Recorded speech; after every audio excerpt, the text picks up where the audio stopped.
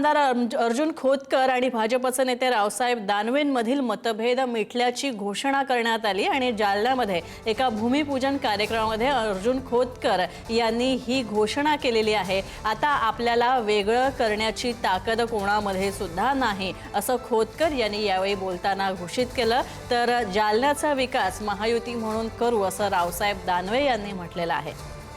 तर दानवे आणि खोतकर यांच्यामध्ये मतभेद होते, बरेच वाद सुद्धा होते, मात्र आता हे दोघांमधले मतभेद वाद मिटल्याचं या दोन्ही नेत्यांनी सांगितलेलं आहे। आज सर्वात जास्त खुश आमचा राजू भास्कर आबा तुमच्या परिसरामध्ये आबा आम्ही भेदभाव करत नाही, तुम्ही लक्षात घ्या। पहिलं काम तुमच्या वाटा जाणार आणि कारण आता आपण एकच आहे। आता काही जरी झालं तर कोणतीही ताकद आता आपल्याला वेगळं करू शकणार नाही। कोणतीही ताकद कोणाला ताकद नाही आता वेगळं करण्याची।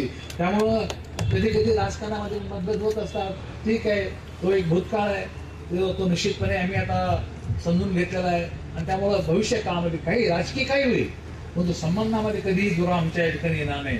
आता मतभेद संपलेले आहेत। अजून एक देवाला प्रार्थना करा तुम्ही की भास्कररावचं काही या वर्षी भलं होऊन जाऊ दे बाबा।